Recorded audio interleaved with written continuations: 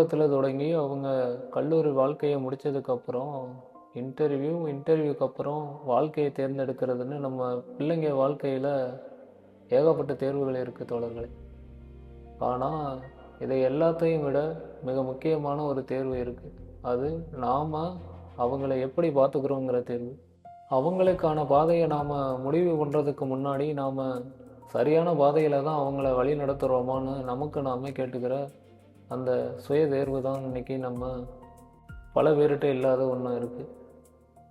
ஒரு பெற்றோர் அவங்களோட பையனை ரொம்ப கட்டாயப்படுத்தி விருப்பமே இல்லாமல் ஏதோ ஒரு இன்ஜினியரிங் படிப்பை படிக்க வைக்கிறாங்க. அந்த பையனுக்கு சின்ன வயசுல இருந்தே இயற்கையை ரசிக்கிறது, செடி கொடி வளர்க்குறதுன்னா கொள்ளை பிரியம். மரங்களும் மலர்களும் மலர்ந்து வீசும் நறுமணமும், செடிகளும் சேற்று வயலும் சேர்ந்து நிற்கும் வெள்ளழகும் என்றென்றும் மனதில் மாறாத பொக்கிஷங்கள் தானே.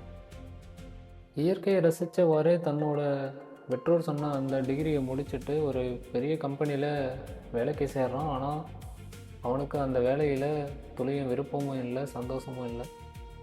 ஒரு கட்டத்தில் அவன் வேலையை விட்டுடலாம் அப்படின்னு எண்ணம் வருது. தன்னோட பெற்றோர்கிட்ட அதை சொல்லி போராட்டம் நடத்தி எப்படியோ அந்த வேலையை விட்டுட்டு ஊருக்கு வந்துட்டான். தன்னோட நிலத்தில் விவசாயம் பண்ணணும்னு இறங்கி விவசாயம் ஆரம்பிக்கிறான்.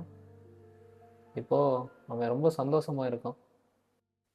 அவனோட பெற்றோர் இப்போ தான் யோசிக்கிறாங்க, என் பையன் வாழ்க்கையில் ஜெயிக்கணும்னு நினச்சேன், ஆனால் அவன் எதில் ஜெயிப்பாங்கிறத நான் ஏன் யோசிக்கலை. அந்த பெற்றோர் தான் செய்த அந்த தவறு தான் இன்றைக்கி பல வீடுகளில் நடக்குது.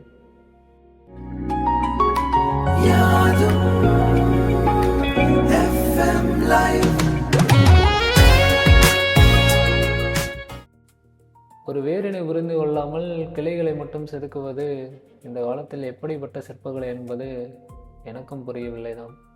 உலகத்தில் இருக்க எல்லா பெற்றோர்களும் தன் குழந்தைய ஆகச்சிறந்த சாதனையாளனாக மாற்றணும் அப்படிங்கிறது தான் எல்லாரோட ஒரு குறிக்கோளாகவும் கனவாகவும் இருக்குது. அப்படி இருக்க பெற்றோர்களாகிய நாம் ஒரு சுய தேர்வை என்றாவது எழுதி பார்த்துருப்போமா? என் குழந்தை என்கிட்ட எதை பற்றி பேச பயப்படுகிறாள். இது நம்முடைய கட்டுப்பாட்டின் தேர்வோ? என் குழந்தையின் வெற்றியை வைத்து தான் என் கௌரவம் இருக்கிறதா? இந்த சமூகம் நம் மீது அழுத்தம் தரும் தேர்வா இது?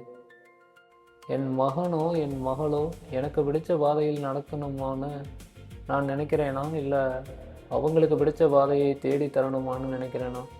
இந்த கேள்விகளில் நீங்கள் தெளிவாக இருந்தாலே இங்கே பாதி பிரச்சனை தெரிஞ்சிடும். நம்ம பிள்ளைங்க மேலே தேர்வுகளை திணிக்கிறது இல்லாமல் அவங்க மனசையும் அவங்க விருப்பத்தையும் புரிஞ்சுக்கிற ஒரு சுய தேர்வு எழுதணும் தோழர்களே.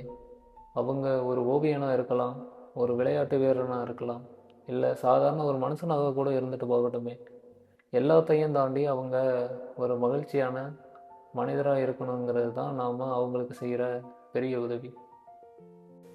சுயதேர்வு என்பது வெறும் பெற்றோர்களுக்கு மட்டுமானது மட்டும் இல்லை தோழர்களே. சுயதேர்வு இவ்வுலகில் உள்ள ஒவ்வொரு மனிதர்களுக்கும் உண்டான ஒன்றுதான். தீர்மானிப்பதற்கு முன்பாகவே அது சரிதானா, அதை சரியாக தான் செய்கிறோமா என்பதை தனக்குத்தானே சுயதேர்வு எழுதி கொள்ள வேண்டும் தோழர்களே. இது யாவும் அன்பின் வழியில் மட்டுமே சிறந்தது ஒரு முடிவாய் அமையும்.